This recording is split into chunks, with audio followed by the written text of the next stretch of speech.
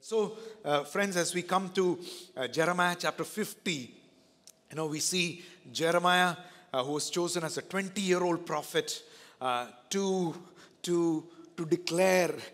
Many times when we think about prophet, we think about judgment. No, to declare God's love story to mankind. Okay, it's to declare God's love story. And in that love story, God is just. And so there is that aspect of God's love and there is that aspect of God's judgment. Both are there. It's the two sides of the same coin because God is a just God. Okay, so today, this morning, we want to just look at three aspects in this chapter 50.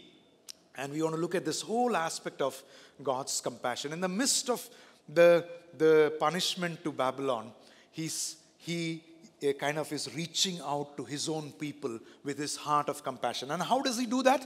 And how do we know that? We see that God's, compassion is the next slide. A God who defends and fights for his people.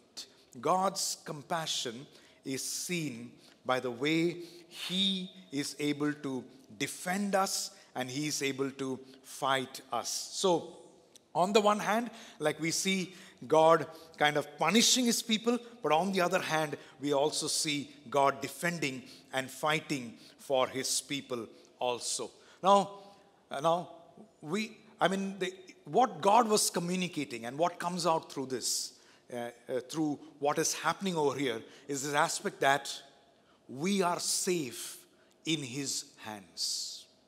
So even when we have gone away and we have sinned, or the people of Israel were wayward and living in their sinful ways, wicked ways, and when God was punishing them also, even in that, they were safe in God's hands.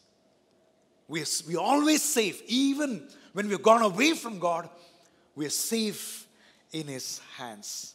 He's our loving and compassionate God, able to fight, defend, rescue us.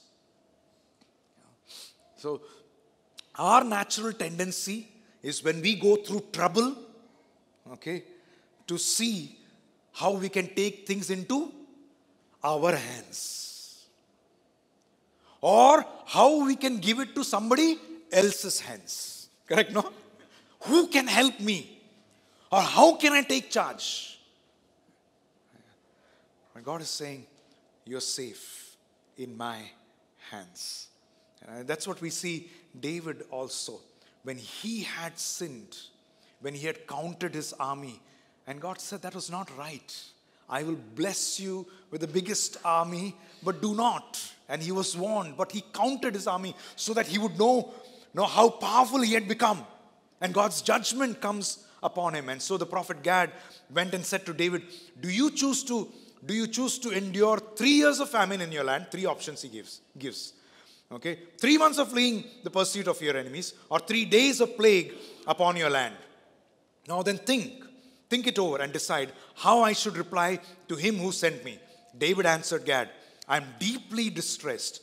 Please let us fall into the hand of the Lord. Can we all just say that next few words together? For his mercies are great. For his mercies are great. And he says, it's better for me to fall into the hands of God. But do not let me fall into the hands of men.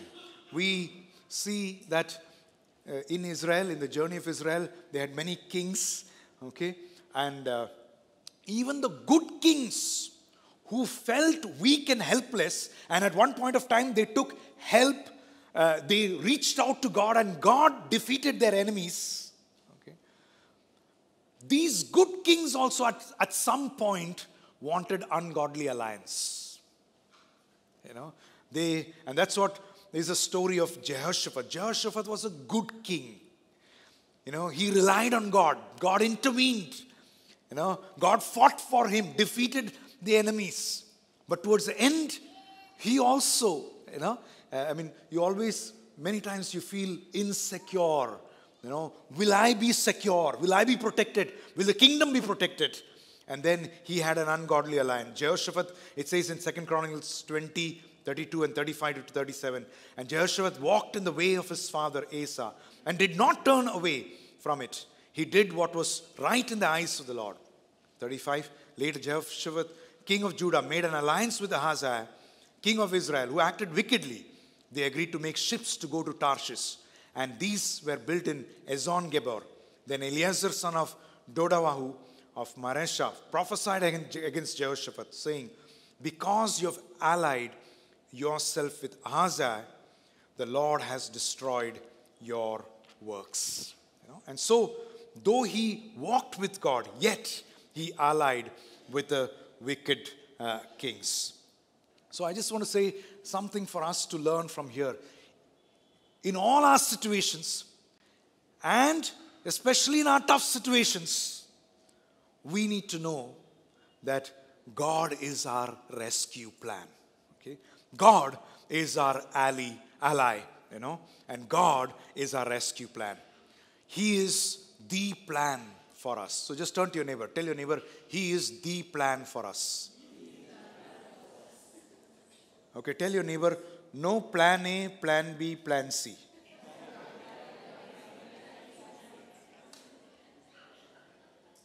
Yeah, sometimes we become very wise.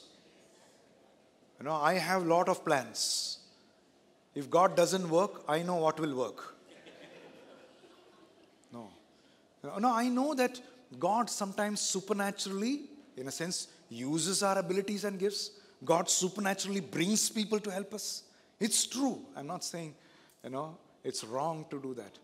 But many times we have options. But to know that God is with us, He will fight for us. He will defend us. And He will lead us. He is the plan. There was a missionary by the name John Patton, and he went to this islands called Hebrides. It's an island which is close to, I think, Papua New Guinea. Now it's a new nation, and they were living in the midst of hostile natives over there. And one of the days, like all the chief and the people over there, the natives there, came to, burn their house and kill them. But he and his wife were praying. And after prayer, they slept off. Next day, they couldn't see anybody. And the year that went by, the Lord brought this chief to himself. The chief knew the Lord Jesus Christ, in the next year. And so John Patton went to this chief and said, do you remember something was happening that night 1 year back, and nothing happened? What happened at that time? He said, when we came to your place, we saw hundreds of men in white with flashing swords. So we thought you all have a lot of people with you. So we ran away from that place. And then John Patton was saying that there was nobody with us at that point of time. And God and His angels were protecting this couple over there. Now I know that sometimes we are not able to see God's rescue plan or God's protection. But even in all of that, we know that God's purposes prevail. Even when we see His protection, and we may not see His protection, but still God's purposes prevail.